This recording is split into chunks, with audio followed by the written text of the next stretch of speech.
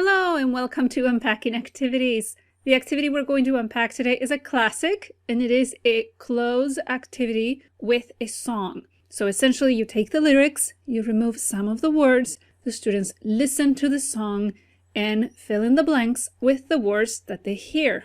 One positive aspect of this activity is that it can be good for ear training, if you will, which refers to being able to identify words in spoken language, and that is one part of listening comprehension. It can also be good for spelling, since students are making the connection between what the word sounds like and what it looks like written down.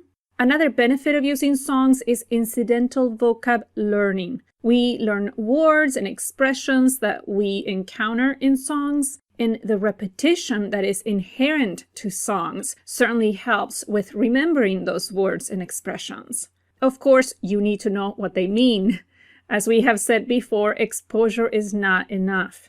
That being said, there could be a lot of benefits to playing songs for enjoyment, primarily with the objective of helping students discover songs in the target language that they like and that they may want to listen to outside of class. In fact, if they want to continue listening to music in the target language outside of class, that could have a very positive impact on language development long term. All I'm saying is that we need to have realistic expectations in terms of the impact that a cloze activity can have when it comes to acquisition.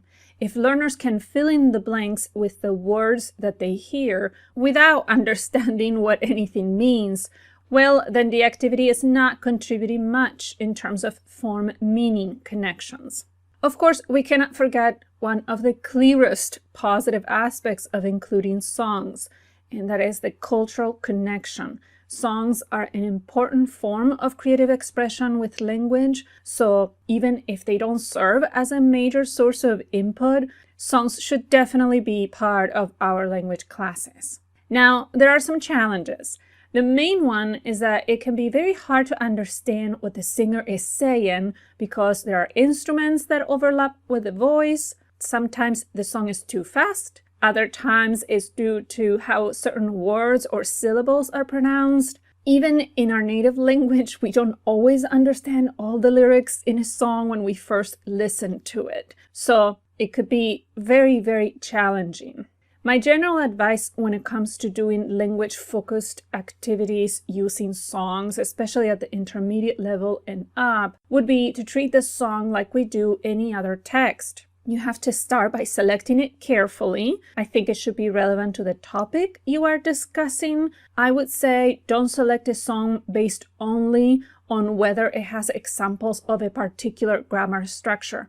And just like any other text, do pre- and post-listening activities.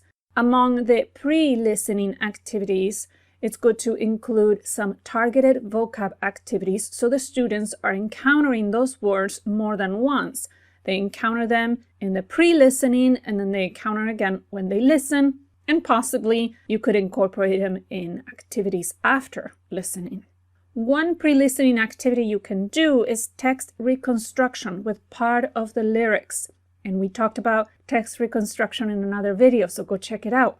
Having learners manipulate or reconstruct the lyrics before listening to them is a good way for them to know what to expect. That way, when they listen to the song, they're not trying to figure out what the singer is saying and what it sounds like all at once. After you did the text reconstruction and the learners know what the lyrics are about, you can have them make some predictions about the song. For instance, if they think that the song will be upbeat or slow, what genre they think it will be, etc. While listening to the song, you can go ahead and do a cloze activity with a few strategically selected blanks. An alternative to the traditional cloze would be to have students place the right picture or icon where that word goes. So for example, if part of the lyric is mi corazón, in Spanish, my heart, they would put the heart icon or picture where the blank is, instead of simply writing corazón. This way, they are demonstrating not only that they identify that the singer said corazón, but also the meaning of the word. After listening, in addition to comprehension questions, you can have students do some creative tasks inspired by the song. For example, they can create the music video of the song with images, or they can act it out themselves. They can do a writing task based on the song, which can be a story that incorporates some lines from the song.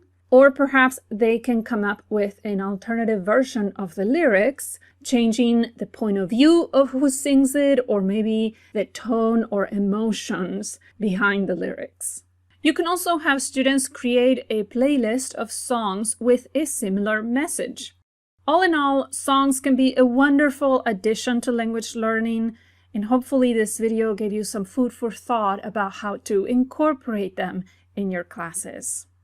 There are certainly many more ideas about things you can do with songs, so I look forward to your suggestions. Please write them in the comments. Thank you for tuning in, and until next time.